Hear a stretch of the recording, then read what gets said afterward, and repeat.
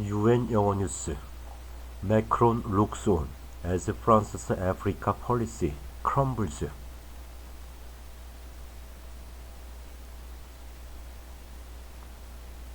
Gabon's ousted President Ali Bongo, seen here with President Macron, has made moves to pull his country out of the Francosphere. Why is it so often that problems seem to get worse just when they ought to be getting better?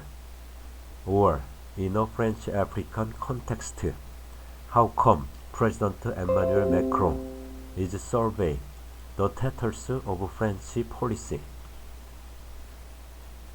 Coups in 4 francophone states, just when he thought he had turned his back on all the wicked post-colonialism of the old days. No one disputes that there was indeed a long period, roughly corresponding to the Cold War, when France used a certain amount of skullduggery and military muscle to further its interests in La Francafrique. But no one can dismiss either the fact that for the last quarter century, the message from Paris has been that those days, officially at least, are over. Gone the automatic request for French soldiers to back up a teetering autocrat. Gone the millions in backhanders that helped finance French political parties. Instead, today's buzzwords are democratization, empowerment, cooperation, and engagement with the young, according to an official at the Élysée Palace. It's been a very long time since we had our men in presidential palaces. Maybe it would be naive to pretend that all is above board and that there aren't still nefarious pressures and sweeteners passing back and forth between Paris and the Francophone capitals. But surely it is also a wild exaggeration to claim that French influence is anything like it used to be. To take the case of Gabon, often seen as the emblem of corrupt post-colonialism,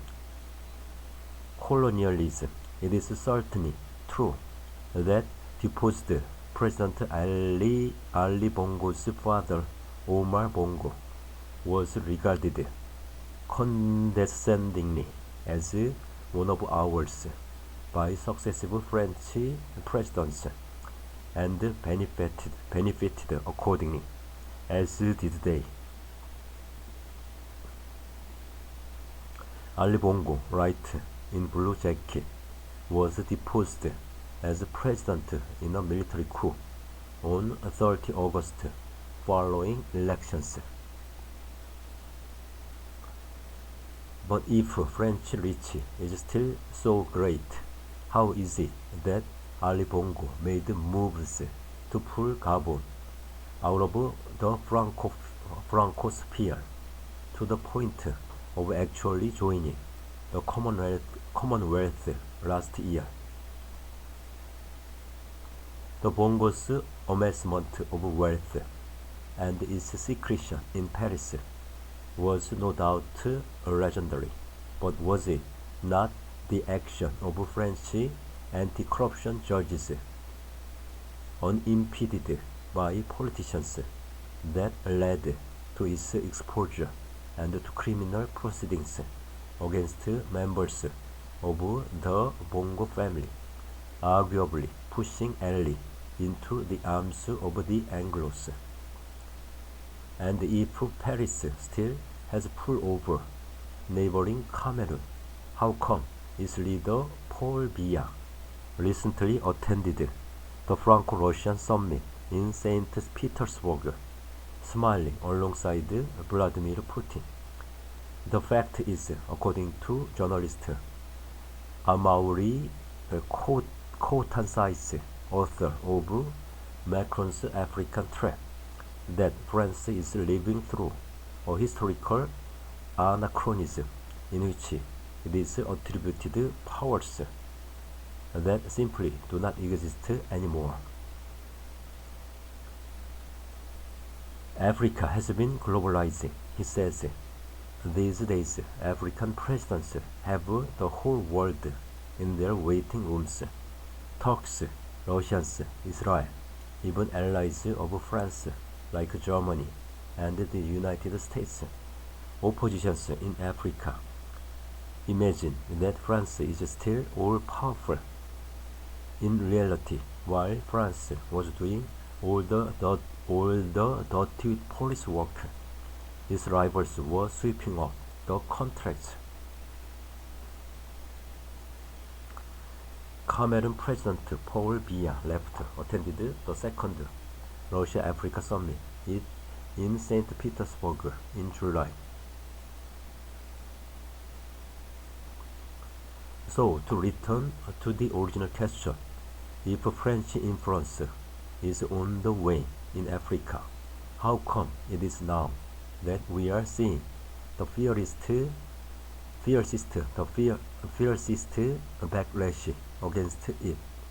Surely it would have been more appropriate when former President Charles de Gaulle's Monsieur Afrique, Jacques Foccart, really was arranging coups d'état in the 1960s and beyond, and when bags of dirty money really were transiting to Le Bourget airport near Paris. The answer comes into parts. First, there is some deep-rooted psychological reason why, in all sorts of areas, the perception of a problem's seriousness grows in proportion to its apparent amelioration. There's probably a law somewhere that describes the process. When people are deeply buried in an injustice or discrimination, they find it hard to see the bigger picture. Small improvements are all that can be expected and are welcomed. Only when people begin to imagine a full emancipation do they perceive the full extent of their subjection, and they get angrier. That's one theory. France's colonial presence in the Sahel and Central Africa was so entrenched that it was bound to provoke an increased sense of outrage among today's more self-confident generations. As Kotansais says, everything passes except the past. The second explanation does not contradict the first, but acts as a complement. This is that the French are not wrong in seeing outside hands at work. Charles de Gaulle Center with Barthélemy Boganda Wright, founder of the pro-independence social evolution movement of Black Africa in 1958. In a speech to French ambassadors on Monday, President Macron described the Baroque alliance between self-proclaimed Pan-Africans and neo-imperialists, which he said had provoked the recent epidemic of Putskis in French-speaking Africa, referring to Gabon, Niger, Burkina Faso, Guinea, and Mali. In President Macron's eyes, the neo-imperialists are Russia and China, which he believes have dripped poison words into the overeager minds of wannabe Putskists and hypocritically stirred up old arguments over sovereignty and colonial exploitation. For him, France is in the Sahel not for the sake of overpowering its former colonies, but because there is a terrorist threat and the sovereign states asked us to help. To believe otherwise, he said on Monday, was to live in a world gone mad. Quite evidently, though, many people do prefer the conspiracy theory, which is why, just when things should be getting better, they are getting worse.